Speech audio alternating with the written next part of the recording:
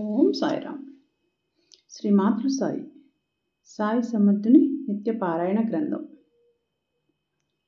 పంజాబీ రామ్లాల్. బొంబాయిలో ఉండే పంజాబీ బ్రాహ్మణుడు రామ్లాల్కి ఒకరోజు ఒక కల వచ్చింది. ఆ కలలో బాబా కనిపించి షిరిడీకి రమ్మన్నారు. అయితే రామ్లాల్కు బాబా ఎవరో, ఎక్కడివారో ఏ వివరాలు తెలియవు. కాబట్టి ఏం చేయాలో అతనికి అర్థం కాలేదు. అయితే ఎవరినైనా మనం పిలిస్తే వచ్చే వాళ్ళ ఏర్పాట్లు మనమే చూడాలి కదా. ఈ విషయంలో కూడా బాబానే ఆ ఏర్పాటు చేశాడు. ఆ రోజు సాయంకాలం అతను బజారుకు వెళ్ళగా అక్కడ ఒక దుకాణంలో బాబా ఫోటో కనిపించింది. తనకు కలలో కనిపించిన మహానుభావుడి ఈయనేనని గుర్తించి వెంటనే వివరాలు తెలుసుకొని షిరిడీకి వెళ్ళి బాబా దర్శనం చేసుకొని ఎంతో ఆనందం అనుభవించి బాబాను వదిలి వెళ్ళలేక షిరిడీలోనే తన అంత్యకాలం వరకు గడిపి అక్కడే ప్రాణాలు వదిలిన ధన్యుడు. అంటే దీనిని బట్టి మనకు తెలిసేదేమిటంటే, ఇక్కడ బాబా ఎవరో కూడా తెలియని రామ్లాల్ను బాబానే స్వయంగా పిలిపించుకొని అతనికి సద్గతిని కలుగజేశారు. అంటే బాబా తాను ఎవరిని అనుగ్రహించాలని అనుకుంటారో వారిని తన వద్దకు రప్పించుకుంటారని తెలుస్తోంది. విజయానంద్ అనే మద్రాసు సన్యాసి మానస సరోవర యాత్రకు బయలుదేరి దారిలో బాబా కీర్తిని విని బాబా దర్శనం చేసుకోవడానికి షిరిడీకి వచ్చాడు. అప్పుడు అక్కడ అతనికి హరిద్వార్ నుంచి వచ్చిన సోమదేవ స్వామి కలిశాడు. అప్పుడు విజయానంద్ ఆ స్వామిని మానస సరోవర యాత్ర విశేషాలు అడిగాడు. అప్పుడు ఆ స్వామి ఆ యాత్రలో ఉన్న కష్టాలన్నీ చెప్పాడు.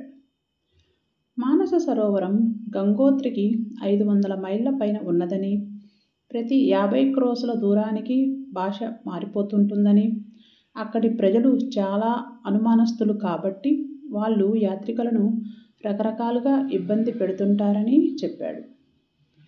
ఎంతో ఉత్సాహంతో బయలుదేరిన వాడు కాస్త ఇది విని యాత్రను మానుకున్న తరువాత అతను బాబా దర్శనానికి వెళ్ళి సాష్టాంగ నమస్కారం చేయగా బాబా కోపంతో అక్కడ ఉన్న వాళ్ళతో ఈ పనికిమాలిన సన్యాసిని అక్కడ నుంచి తరిమివేయమని, అతని సాంగత్యం మనకు అవసరం లేదని అన్నారు.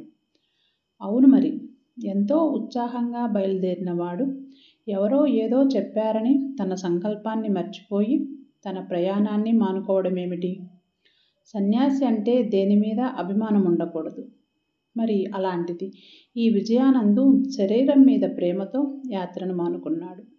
కాబట్టి బాబా అతని సాహచర్యం వద్దని చెప్పారు.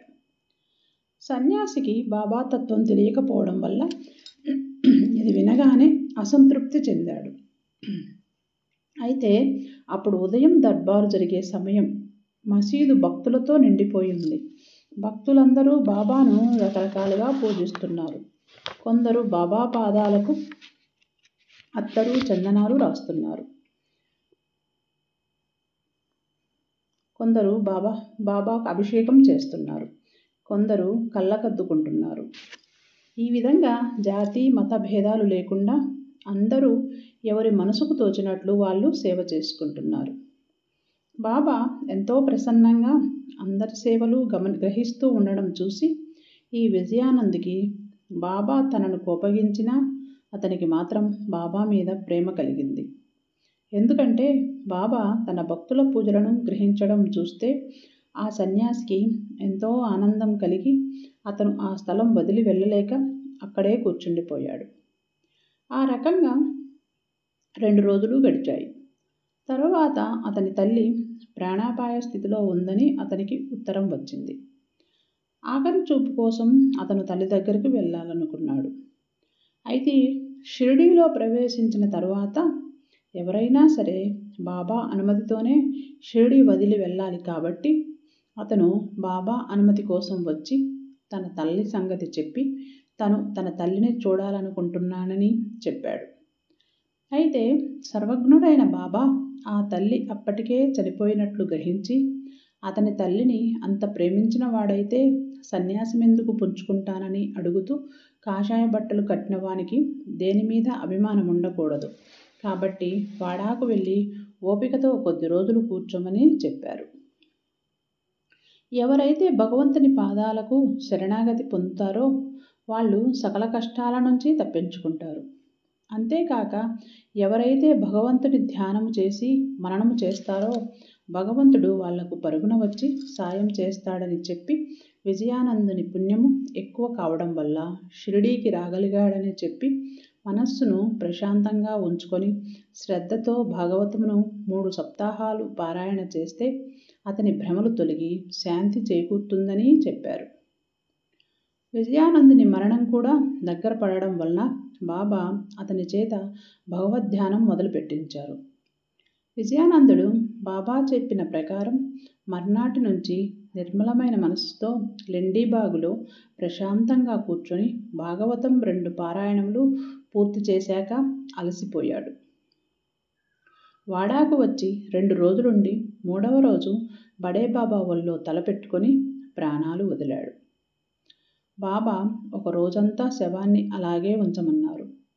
ఎందుకంటే అతను ఎక్కడి నుంచో షిరిడీ చేరి ప్రాణాలు వదిలారు. తర్వాత పోలీసు వాళ్లతో గొడవ లేకుండా బాబా ఈ రకంగా చేసి మర్నాడు అతనిని యథావిధిగా సమాధి చేయించి సన్యాసి సద్గతికి సహాయపడ్డాడు. త్వమేవ సర్వం మమ దేవ దేవ. ఓం సాయిరామ్.